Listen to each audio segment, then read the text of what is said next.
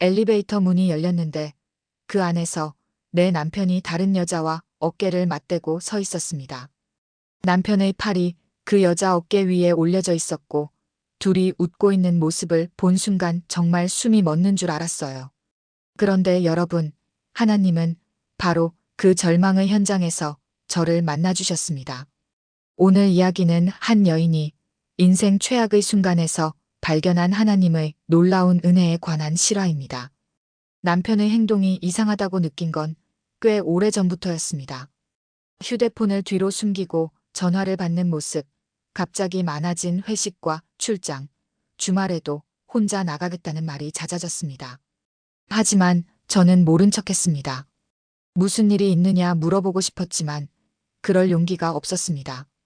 우리 사이가 벌어지고 있다는 걸 알고 싶지 않았습니다. 어느 날 유치원에서 돌아온 딸아이가 깜빡 두고 온 가방을 찾으러 가야겠다고 했습니다. 남편 직장 근처에 맡겨둔 줄 알고 무심코 차를 몰고 그 건물 주차장에 들어섰습니다. 오후 3시가 조금 넘은 시간이었습니다. 햇빛은 눈부셨고 라디오에서는 익숙한 찬양이 흘러나오고 있었습니다. 아무렇지 않게 아이를 안고 엘리베이터 앞에 섰습니다. 그런데 그 순간 문이 열리며 낯선 여자의 웃음소리가 먼저 들렸습니다. 그리고 바로 그 뒤에 남편의 얼굴이 보였습니다. 남편은 그 여자와 어깨를 맞대고 서 있었습니다. 제 남편의 팔이 그 여자의 어깨 위에 올려져 있었습니다. 저는 숨이 멎는 줄 알았습니다. 제 몸이 굳었고 눈이 얼어붙은 듯 움직이지 않았습니다. 딸아이는 아무것도 모른 채 제품에서 장난감을 꺼내 들고 있었고 저는 본능처럼 아이를 더 세게 안았습니다. 순간적으로 몸을 옆으로 피하며 그들이 저를 못 보게 했지만 이미 제 가슴은 무너져 내렸습니다. 그 엘리베이터 문이 닫히고 다시 올라간 걸 확인하고 나서야 저는 조용히 주차장 한편에 아이를 태우고 차 안에서 두 손으로 얼굴을 가렸습니다. 심장이 찢어지는 듯 했습니다. 그 여자의 얼굴은 기억도 나지 않았습니다. 그저 남편의 눈빛, 그 표정, 그리고 아무 말도 하지 않았던 그의 입술만 계속 떠올랐습니다. 도망치듯 차를 몰았습니다. 방향도 기억나지 않았습니다. 그냥 도로 위를 달리고 싶었습니다. 딸아이가 곧 잠들었고 저는 한적한 골목에 차를 세웠습니다. 소리 없이 눈물이 흘렀습니다. 앞유리에 맺힌 물방울이 햇살에 반짝였고 제 눈에서는 쉼없이 눈물이 흘렀습니다. 왜 나입니까? 하나님, 왜 저입니까? 제가 뭘 잘못했습니까? 제가 부족한 아내였습니까? 제가 믿음이 없었습니까? 그렇게 묻고 또 묻는 사이 조수석에 놓인 가방이 눈에 들어왔습니다. 가방 안에는 아이 책과 간식, 그리고 몇 달 전 교회에서 받았던 성경책이 들어 있었습니다. 사실 저는 그 성경책을 한 번도 제대로 펴보지 못했습니다. 출산 이후에는 육아에 치여 살았고 남편과 함께 나누던 큐티 시간도 사라진 지 오래였습니다. 그 성경책을 꺼내 들었습니다. 손이 떨렸습니다. 눈물로 젖은 손으로 조심스럽게 펼친 성경. 어디든 좋으니 말씀을 보고 싶었습니다. 그리고 펼쳐진 첫 장, 전도서 3장 1절이었습니다. 범사에 기한이 있고 천하 만사가 닷때가 있나니. 저는 그 자리에 고개를 떨구고 말았습니다. 하나님께서 하신 말씀 같았습니다. 지금 이 고통도 때가 있다는 말, 지금 이 무너짐도 지나간다는 말, 믿고 싶지 않았습니다. 그러나 그 말씀 앞에서 눈을 감을 수 없었습니다. 한참을 그대로 앉아 있었습니다. 차 안은 조용했고 찬양 라디오가 다시 흘러나오고 있었습니다. 저는 성경을 조심스럽게 덮고 아이를 다시 바라보았습니다. 평온하게 자고 있는 아이의 얼굴을 보며 가슴이 시렸습니다. 이 아이 앞에서 저는 무너질 수 없었습니다. 이 아이 앞에서 하나님을 원망할 수 없었습니다. 집으로 돌아왔습니다. 저녁 시간, 남편은 아무렇지 않게 문을 열고 들어왔습니다. 샤워를 하고 밥을 먹고 소파에 앉아 TV를 켰습니다. 저는 아무 말도 하지 않았습니다. 그저 안방에 들어가 조용히 성경을 다시 펼쳤습니다. 말씀이 제게 속삭였습니다. 아직 끝나지 않았다고. 아직 너는 버려지지 않았다고. 저는 그날 밤 처음으로 기도다운 기도를 했습니다. 하나님, 저는 지금 무너졌습니다. 하지만 하나님, 저를 다시 일으켜 주실 수 있습니까? 하나님, 제게 말씀을 주십시오. 살게 해 주십시오. 그렇게 제 눈물의 간증이 시작되었습니다. 그날 저는 남편의 외도를 목격했지만 동시에 하나님의 말씀을 보았습니다. 절망의 현장에서 하나님은 제 손에 성경책을 쥐어주셨습니다. 저는 울면서도 그 사실만은 분명히 기억합니다. 그 순간 하나님은 저를 버리지 않으셨습니다. 그리고 그 은혜는 그날로 끝나지 않았습니다. 남편은 아무렇지 않았습니다. 아니, 아무렇지 않은 척 했습니다. 저는 그보다 더 아무렇지 않은 척 했습니다. 저는 기도했습니다. 하나님, 말할 수 없는 이 고통을 받아주십시오. 하나님, 제 입이 닫힌 이 이유를 아시지 않습니까? 말해봤자 상처만 더 깊어질 것 같았습니다. 남편의 외도를 말하는 순간 우리 가정은 끝날 것 같았습니다. 저는 아이를 위해서라도 무너질 수 없다고 믿었습니다. 그러나 시간이 흐를수록 제 안의 분노는 자라고 있었습니다. 억울했습니다. 저는 잘못한 것이 없었습니다. 아이를 위해 모든 것을 포기했고 가정을 위해 제 일을 내려놓았습니다. 매일 성실하게 살았습니다. 그런데 왜 저입니까? 왜 제가 이런 모욕을 견뎌야 합니까? 왜 제가 이렇게 혼자 아파야 합니까? 낮에는 아무 일 없는 척 살았습니다. 그런데 이상하게도 매일 말씀이 저를 위로했습니다. 이사야서 41장 10절. 두려워하지 말라. 내가 너와 함께 함이라. 그 말씀을 본 날은 펑펑 울었습니다. 정말 하나님이 함께 하신다면 저는 살아낼 수 있을 것 같았습니다. 다음 날 남편은 새 옷을 입고 출근했습니다. 향수 냄새도 달랐습니다. 아무 말도 하지 않았습니다. 저는 식탁 위에 국을 데운 채 식은 밥을 먹었습니다. 그날따라 국물 맛이 쓰게 느껴졌습니다. 아무도 몰랐습니다. 심지어 가장 가까운 친구에게도 말하지 못했습니다. 교회에서도 웃는 얼굴로 인사했습니다. 예배 중에도 두 손을 들었고 입술로 찬양을 불렀습니다. 그러나 속은 텅 비어 있었습니다. 제가 기도할 때마다 하나님은 말씀이 아닌 침묵으로 응답하시는 것 같았습니다. 그 침묵이 제일 아팠습니다. 어느 날 거울을 보다가 놀랐습니다. 눈 밑이 꺼졌고 볼살은 빠졌고 입술은 말라 있었습니다. 마음이 병들면 얼굴도 변한다는 말을 처음으로 실감했습니다. 저는 침대에 누워 성경을 껴안았습니다. 무언가 붙잡지 않으면 그대로 무너질 것 같았습니다. 저는 기도했습니다. 하나님, 제가 너무 외롭습니다. 이 고통을 누구에게도 말할 수 없습니다. 그러나 하나님, 제 심장을 아시지 않습니까? 저는 포기하지 않겠습니다. 말씀이 제 숨이 되어 주십시오. 그날 밤 꿈을 꾸었습니다. 저는 광야 한가운데 서 있었고 거센 바람이 불고 있었습니다. 아무것도 보이지 않았습니다. 그런데 멀리서 불빛 하나가 다가왔습니다. 빛은 점점 가까워졌고 그 안에 한 책이 있었습니다. 그 책은 성경이었습니다. 저는 눈을 떴습니다. 새벽이었습니다. 그날 이후 저는 다시 성경을 붙잡았습니다. 말씀은 여전히 많고 어려웠습니다. 그러나 저는 문장 하나하나를 되새겼습니다. 마태복음 5장 4절. 애통하는 자는 복이 있나니 그들이 위로를 받을 것이며. 저는 애통한 여인이었습니다. 말하지 못해 울고 외면당해 아프고 혼자 끌어안은 죄로 깨어진 여인이었습니다. 그러나 말씀은 저를 가리켜 복이 있다고 말했습니다. 그것이 복이라면 저는 이 고통을 헛되이 흘릴 수 없다고 생각했습니다.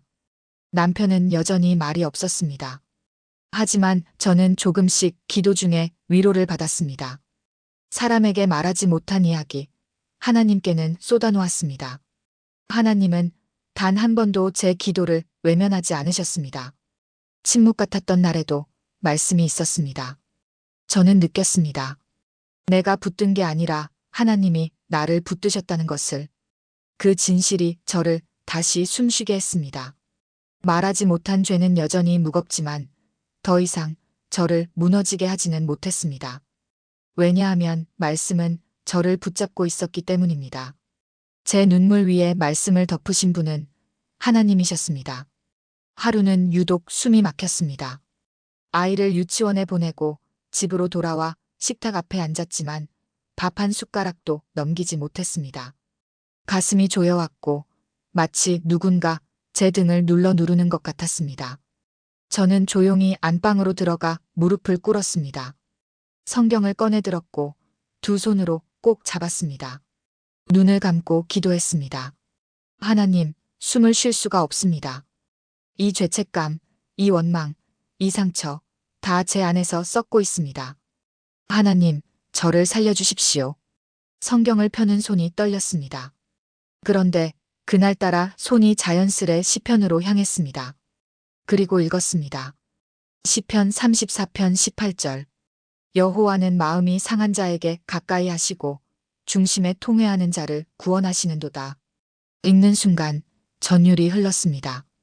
제 심장을 정확히 찌르는 말씀이었습니다. 저는 엉엉 울었습니다. 통곡했습니다. 왜냐하면 하나님이 저와 함께 계시다는 확신이 처음으로 들었기 때문이었습니다. 지난 시간 저는 하나님의 침묵 속에 갇혀 있는 줄만 알았습니다.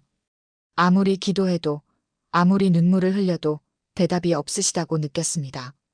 그러나 그날 그 말씀은 분명히 제게 말씀하고 계셨습니다. 너의 상한 마음을 내가 알고 있다는 것, 너를 구원하시겠다는 것. 그 한 줄의 말씀이 제 심장을 쿵 하고 울렸습니다. 저는 처음으로 기도했습니다. 원망이 아닌 감사로. 하나님, 저를 아직 버리지 않으셨군요. 말씀을 통해 저를 만져주시니 감사합니다. 그날 이후 저는 아침마다 시편을 읽었습니다. 찬양도 틀어놓았습니다. 무릎을 꿇고 말씀을 손에 쥐고 기도하는 것이 하루의 시작이 되었습니다. 이상하게도 하루가 덜 무거웠습니다. 똑같은 남편, 똑같은 집, 똑같은 침묵의 시간들이었지만 제 마음 안에 말씀이 들어오기 시작하면서부터 세상이 조금씩 달라 보였습니다. 성경을 읽다 보면 때때로 눈물이 흘렀습니다.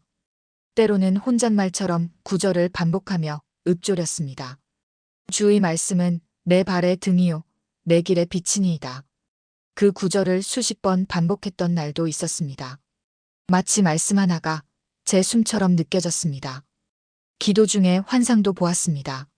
어떤 날은 제가 깊은 웅덩이 안에 빠져 있었고 어둠 속에서 손이 뻗어 저를 끌어올리는 장면이었습니다. 그 손은 말씀이었습니다. 책이었고 빛이었고 온기였습니다. 또 어떤 날은 모래사장을 맨발로 걷는데 제 옆에 누군가 함께 걸어가고 있었습니다. 얼굴은 보이지 않았지만 그 존재만으로 위로가 되었습니다. 저는 알았습니다. 하나님이 저와 동행하고 계신다는 것을. 그리고 그 변화는 제 안에서만 일어나고 있는 줄 알았지만 어느 날 남편의 행동에서 미세하게 드러나기 시작했습니다. 저녁에 돌아온 남편이 조용히 식탁에 앉아 말없이 밥을 먹었습니다. 그런데 갑자기 수저를 내려놓더니 제 앞에 놓인 성경책을 바라보았습니다. 아무 말도 하지 않았습니다. 그러나 그 눈빛은 분명히 멈춰 있었습니다. 저는 아무 말도 하지 않았습니다. 그저 조용히 밥을 먹었습니다.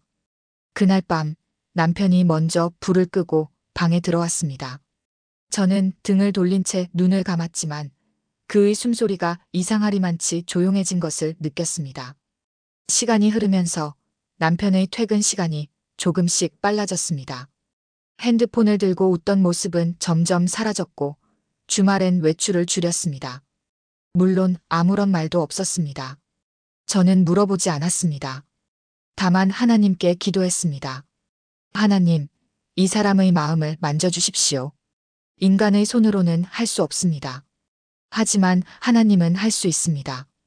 그날부터 저는 남편을 향한 미움 대신 남편을 위한 기도를 시작했습니다. 억지로 입을 열어 축복의 말을 하나님께 올렸습니다. 하나님, 이 사람을 회복시켜 주십시오. 이 사람이 하나님을 만날 수 있게 해 주십시오. 믿음 없이 드렸던 기도가 점점 간절해졌고 마침내 진심이 되었습니다. 저는 느꼈습니다. 하나님이 말씀을 통해 제 안의 독을 빼고 계시다는 것을. 오래된 원망, 깊은 아픔, 견딜 수 없는 분노가 말씀 안에서 서서히 치유되고 있었습니다. 그리고 더 놀라운 것은 그 말씀의 능력이 저를 넘어 남편에게도 스며들고 있다는 사실이었습니다. 하루는 남편이 출근 전에 주방에서 성경책을 한 번 더 바라보는 걸 보았습니다. 그리고 작은 목소리로 중얼거리는 것을 들었습니다. 아주 짧은 한마디. 나도 좀 봐야겠네. 그 말은 모든 것을 뒤흔들었습니다. 저는 놀라지도 반응하지도 않았습니다. 다만 속으로 하나님께 말했습니다. 하나님, 이제 시작이군요. 말씀이 제 귀에 들려온 날, 저는 알았습니다. 하나님이 살아계시다는 것을, 하나님이 제 안에 계시다는 것을, 그리고 그분의 음성이 제 가정을 향해 흘러가고 있다는 것을. 그날은 주일이었습니다. 아침부터 비가 왔습니다. 잔잔하게 조용히 내리는 비였습니다. 저는 아이와 함께 예배를 드릴 준비를 하며 찬양을 틀었습니다. 작고 익숙한 멜로디가 흐르고 있었습니다. 식탁 위엔 펴둔 성경이 그대로 놓여 있었고 저는 조용히 기도했습니다. 하나님, 오늘도 말씀을 주십시오. 저 혼자라도 믿음을 지키겠습니다. 그런데 갑자기 거실에 앉아 TV를 보던 남편이 몸을 돌렸습니다. 그리고 말했습니다. 나 교회 가도 돼? 저는 귀를 의심했습니다. 그 말이 낯설었고 동시에 오래 기다린 말이었습니다. 심장이 쿵하고 내려앉는 것 같았습니다. 놀라지 않으려 애쓰며 고개를 끄덕였습니다. 그래, 같이 가자. 저는 그 말 외에는 할 수 없었습니다. 남편은 잠시 머뭇거리더니 방으로 들어가 셔츠를 꺼내 입었습니다. 저는 그 모습이 기적처럼 느껴졌습니다. 예배당에 들어서는 남편의 걸음은 조심스러웠습니다. 익숙하지 않은 공간, 낯선 사람들, 들리지 않던 찬양 소리. 그는 입술을 굳게 다물고 고개를 숙인 채 자리에 앉았습니다. 저는 옆에서 조용히 기도했습니다. 하나님, 이 사람에게 말씀해 주십시오. 설교 중 목사님의 말씀이 시작되었고 저는 가슴이 뛰기 시작했습니다. 누가복음 15장. 탕자의 비유. 아버지가 돌아온 아들을 품에 안는 장면. 그 순간 저는 알았습니다. 이 말씀이 오늘 우리 부부를 위해 준비된 것이라는 것을. 설교가 끝나고 찬양이 울려 퍼질 때 저는 조심스럽게 눈을 떴습니다. 옆에 앉은 남편이 눈을 감고 있었습니다. 표정은 무표정했지만 그의 손이 아주 천천히 떨리고 있었습니다. 저는 조용히 그 손을 바라보며 속으로 말했습니다. 하나님, 지금 이 사람의 마음을 만져주십시오. 그렇게 첫 예배를 드렸습니다. 특별한 말도 감동적인 장면도 없었습니다. 그러나 저에게는 가장 눈물 나는 예배였습니다. 교회에서 돌아오는 길, 남편은 차 안에서 조용히 라디오를 껐습니다. 침묵이 이어졌고 저는 아무 말도 하지 않았습니다. 그날 밤 남편은 평소보다 일찍 잠자리에 들었습니다. 그리고 불을 끈 후에 말했습니다. 나 요즘 많이 생각했어. 나 그 여자랑 연락 안 한 지 꽤 됐어. 이제 다 끝났어. 다시 시작하고 싶어. 저는 아무 말도 하지 못했습니다. 그저 눈을 감고 하나님께 말했습니다. 하나님, 이 말을 듣게 하시니 감사합니다. 그날 이후 남편은 매주 교회에 나갔습니다.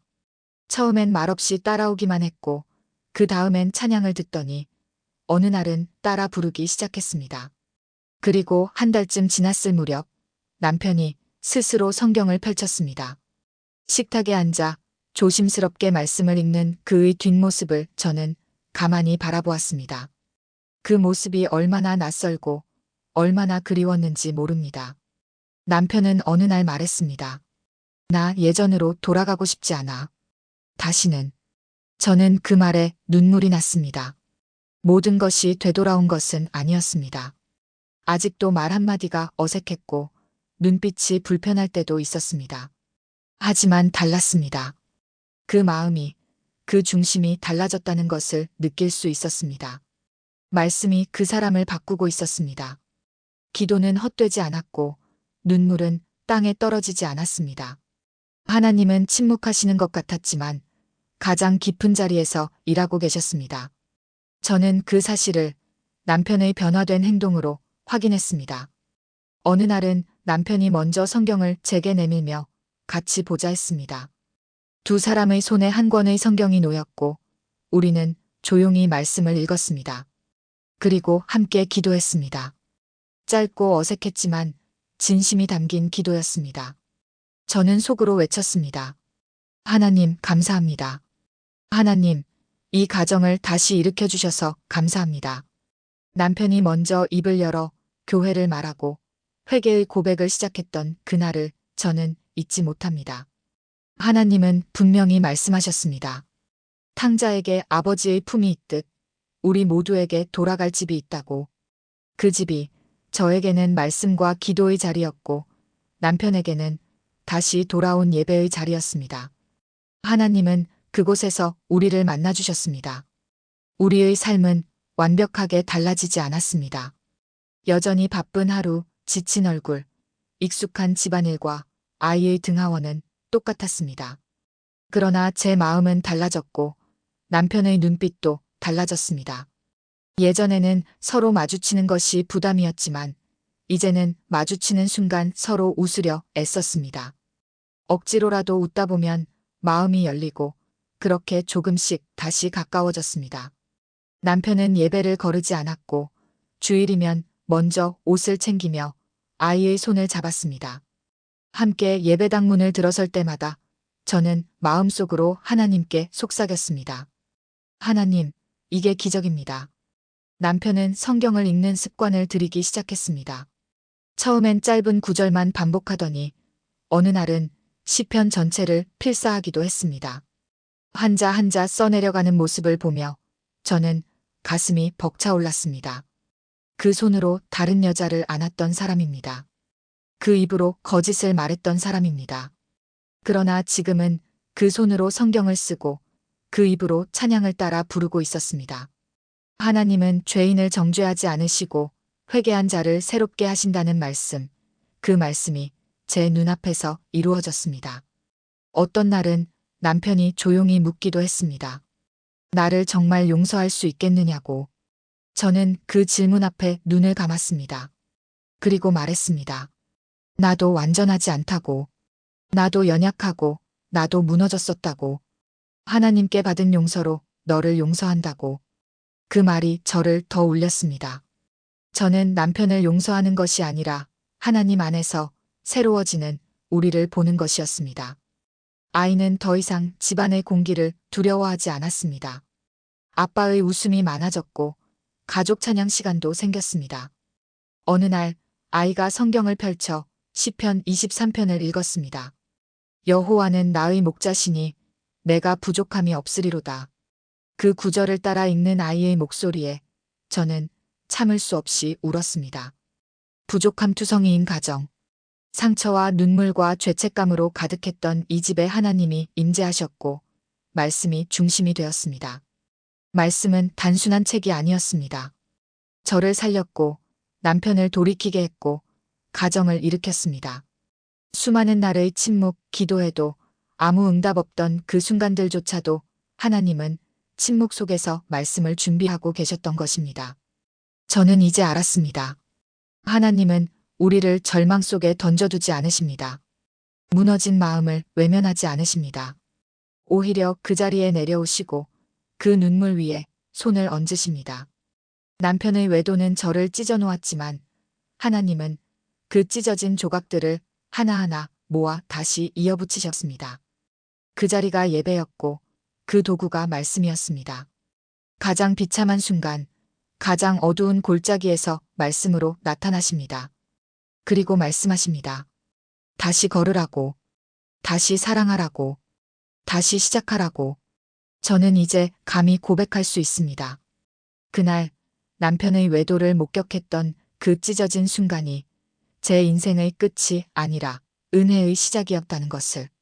그 절망 위에 하나님의 말씀이 세워졌고 그 말씀이 제 생명을 살렸습니다. 하나님의 손은 그날 조수석 위에 놓인 성경책을 통해 제게 닿았습니다. 그 손이 지금도 저를 붙들고 있습니다. 저는 다시 걷고 있습니다.